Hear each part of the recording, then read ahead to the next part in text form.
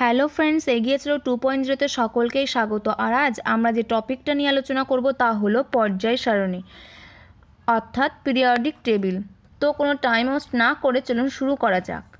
প্রথমেই আমরা দেখে নেব পর্যায় সারণী ব্যাপারটা কি।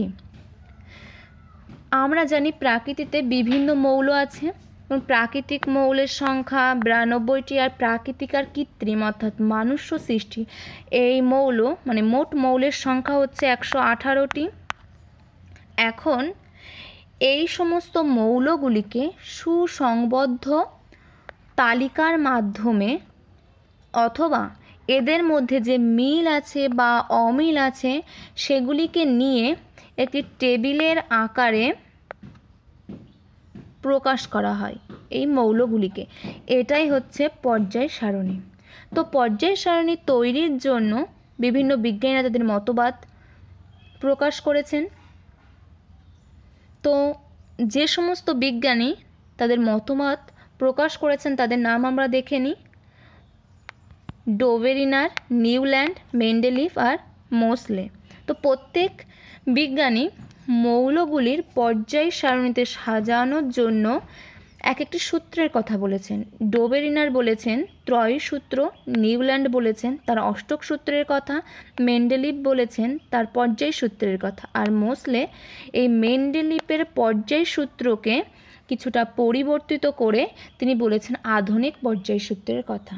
তো আমরা এই সমস্ত বিজ্ঞানীদের সূত্রগুলি পরপর দেখে নিই। প্রথমে আমরা দেখে নেব ডোবেরিনার এর ত্রয়ী সূত্র। এই সূত্রের মূল বক্তব্য কি? শ্রেণী বরাবর তিনটি মৌল নেওয়া হলো। মনে করুন XYZ তিনটি মৌল। এখন এদের পারমাণবিক গুরুত্ব ধরে নেওয়া হলো। মনে করুন এর পারমাণবিক গুরুত্ব P, এর পারমাণবিক গুরুত্ব A আর এর B।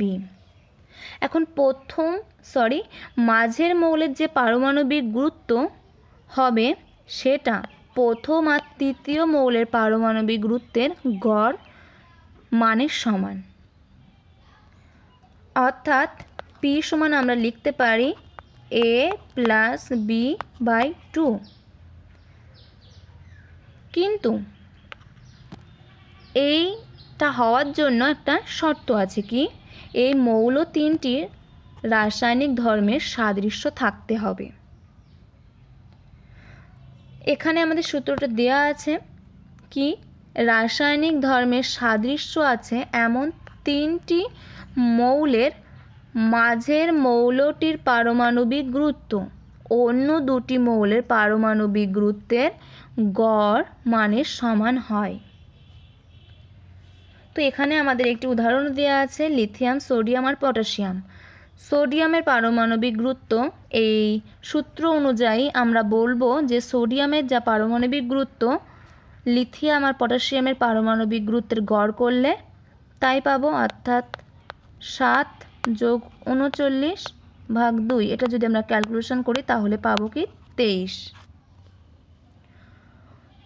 তো এই যে সূত্র এটা কিন্তু সব মৌলের ক্ষেত্রে প্রযোজ্য হয় না, কয়েকটি বিশেষ মৌল ছাড়া। বিশেষ বিশেষ মৌলের ক্ষেত্রে এই সূত্রটা প্রযোজ্য হয়। যে এখানে আমরা দেখতে পাচ্ছি লিথিয়াম, সোডিয়াম, পটাশিয়াম, এছাড়া আছে বেরিলিয়াম, ম্যাগনেসিয়াম, ক্যালসিয়াম। এদের ক্ষেত্রে এই ত্রয়ী সূত্র প্রযোজ্য হয়। তো এই হলো ডোবেরিনারের ত্রয়ী সূত্র। এটা 1817 খ্রিস্টাব্দে তিনি প্রকাশ করেন। তো এরপর আমরা দেখব নিউল্যান্ডের অষ্টক সূত্র। নিউল্যান্ড হলেন একজন ব্রিটিশ বিজ্ঞানী, আর 1869 খ্রিস্টাব্দে তিনি এই অষ্টক সূত্রে প্রকাশ করেন। কি এই অষ্টক সূত্রের মূল বক্তব্য কি? আমরা এখানে কয়েকটি মৌল দেখতে পাচ্ছি। তো প্রথম মৌল কি? লিথিয়াম।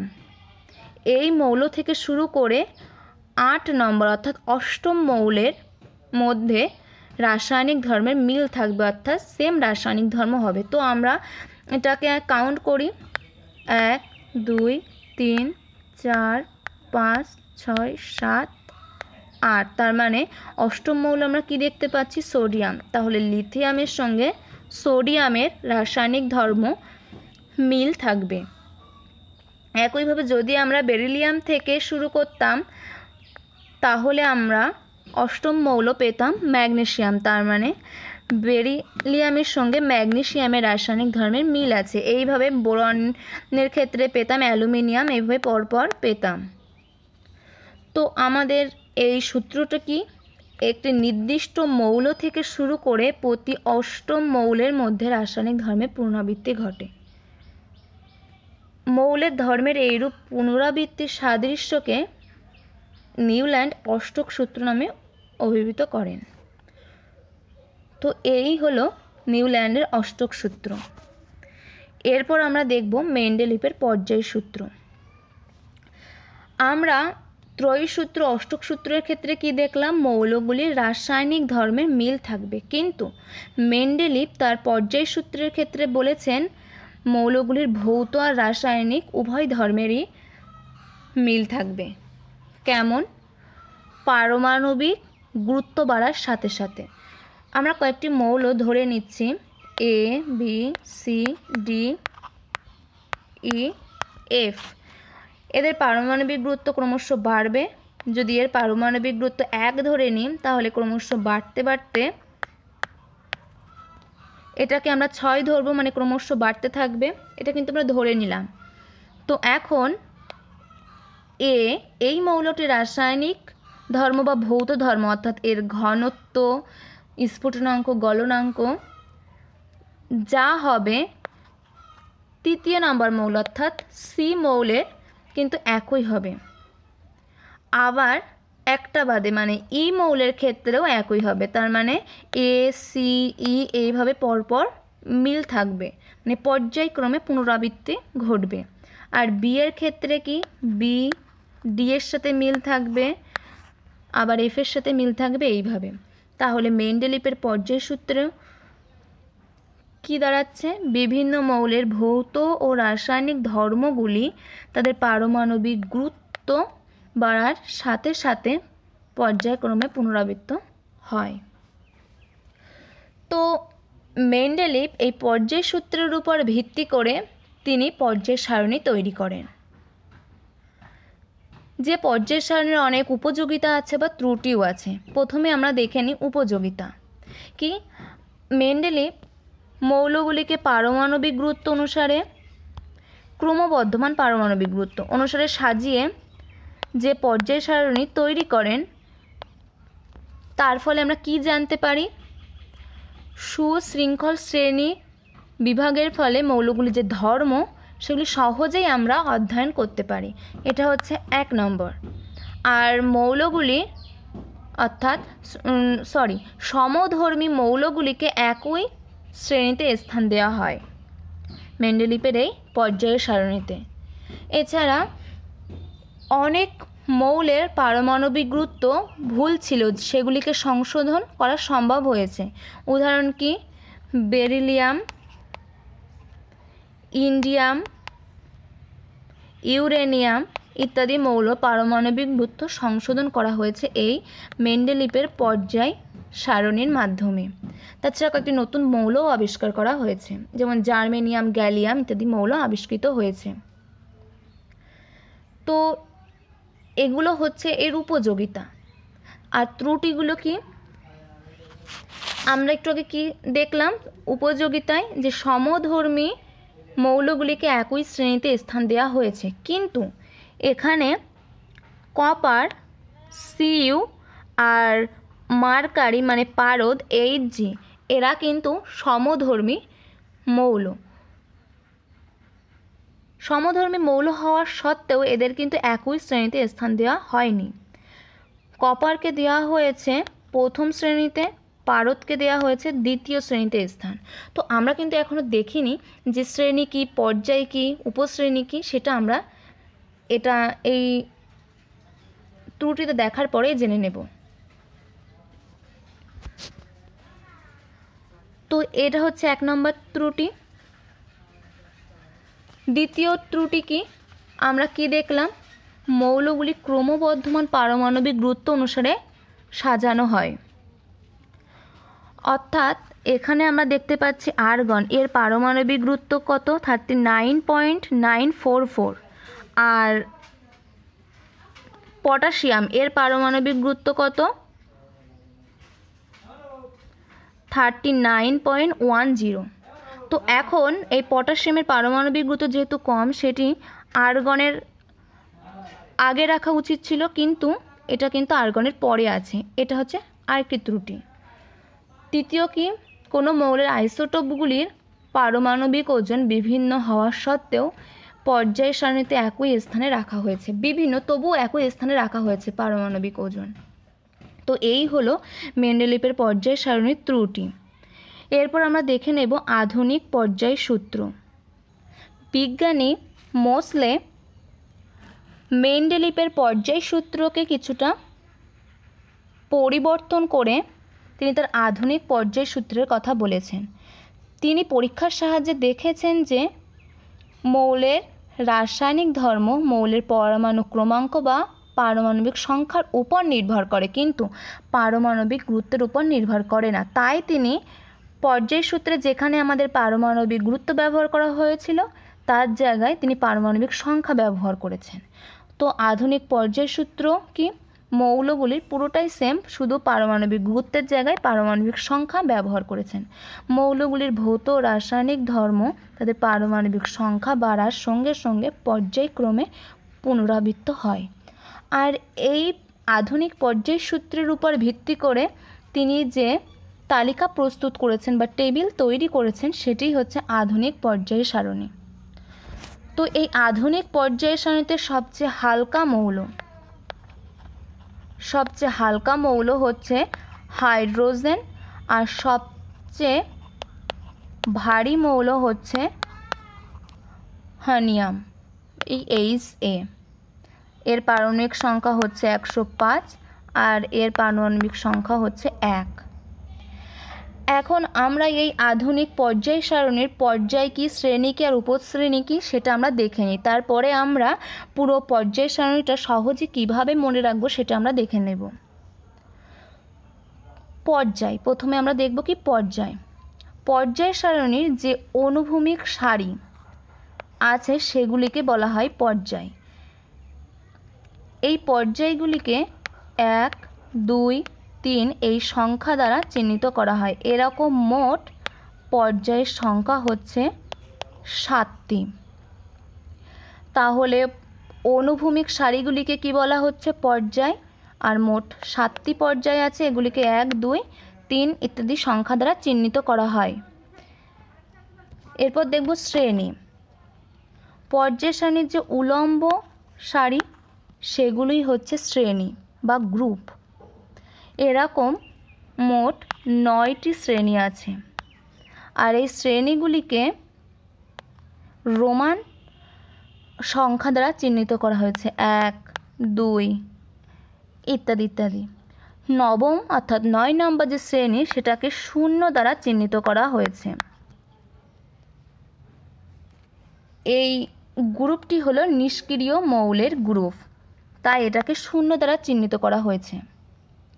তাহলে আমরা শ্রেণীতে কি দেখলাম, 9টি শ্রেণী, আর উলম্ব সারিগুলিকে বলা হয় শ্রেণী, আর নবম যে শ্রেণী সেটাকে 0 দ্বারা চিহ্নিত করা হয়েছে, আর এর যে শ্রেণী সেগুলিকে রোমান অক্ষর দ্বারা চিহ্নিত করা হয়েছে। এখন আমরা দেখব উপশ্রেণী। যে মৌলগুলির অনেক মৌল আছে যাদের ধর্মের সাদৃশ্য না থাকা সত্ত্বেও তারা একই শ্রেণীতে স্থান পেয়েছে, তো এটা একটা সমস্যা সৃষ্টি করছে। তো এই সমস্যার থেকে কিভাবে সমাধান করা যায় তার জন্য উপশ্রেণীর সৃষ্টি হয়েছে, অর্থাৎ A, B এরকম শ্রেণীতে ভাগ করা হয়েছে এক একটা শ্রেণীকে। এই A আর B ভাগকেই বলা হয় উপশ্রেণী। তো এটাকে করা হয়েছে 1 নম্বর শ্রেণী থেকে 7 নম্বর শ্রেণী পর্যন্ত। শুধুমাত্র 8 নম্বর যে শ্রেণী সেটা আর ও শ্রেণী সেটার ক্ষেত্রে এরকম কোনো উপশ্রেণী নেই। তাহলে আমরা দেখলাম পর্যায় শ্রেণী আর উপশ্রেণী কি। তো এরপর আমরা আধুনিক দীর্ঘ পর্যায় সারণীটা একবার দেখে নিই। এখানে আমাদের পুরো টেবিলটা মুখস্থ করার কোনো প্রয়োজন নেই। আমাদের ক্যালসিয়াম পর্যন্ত মনে রাখলেই অধিকাংশ ক্ষেত্রে কাজ মিটে যায়। আর 4-5টা মৌল পারমাণবিক সংখ্যা বা গুরুত্ব মনে রাখতে হয়, তো সেগুলো আমরা বলে দিচ্ছি। তার আগে দেখে নিই আমরা ক্যালসিয়াম পর্যন্ত কিভাবে এটাকে সহজে মনে রাখব। তো মৌলগুলির বাংলা যে নাম তার প্রথম অক্ষরগুলি নিয়ে একটি লাইন তৈরি করা হয় এবং সেটাকে 2-3 বার যদি রিপিট করা হয় তাহলে সেটা সহজেই মনে থেকে যায়। তো সেটা কিভাবে বলা হয় আমরা একবার দেখে নিই। হাইড্রোজেনের হা, হিলিয়ামের হি, লিথিয়ামের লি, বেরিলিয়ামের বে, এইভাবে নিয়ে একবার আমরা পড়ে যাই।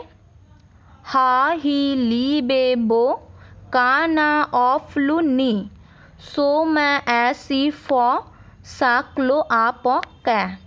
ক্যালসিয়াম পর্যন্ত হয়ে গেল, পারমাণবিক সংখ্যা 20 পর্যন্ত। তো এই লাইনটা যদি আমরা খাতায় লিখে প্রতিদিন সকালে ওঠার পর কিংবা রাতে ঘুমানোর আগে যদি 3 বার করে বলি মনে মনে, তাহলে আমাদের অন্তত 5 দিন বললে মনে থেকে যাবে। তো এছাড়াও আমাদের কয়েকটি মৌলের পারমাণবিক ক্রমাঙ্ক মনে রাখতে হবে। যে ইউরেনিয়াম এর হচ্ছে 92, লোহার আছে 26, কপারের আছে 29, জিঙ্কের আছে 30 আর নিকেলের 28। তো এইগুলোই মনে রাখলে যথেষ্ট। ব্রোমিন এর 35, এর বেশি মনে রাখার কোনো দরকার নেই। তো এই বাদবাকি এই 4-5টা এগুলো মনে রাখলেই হবে।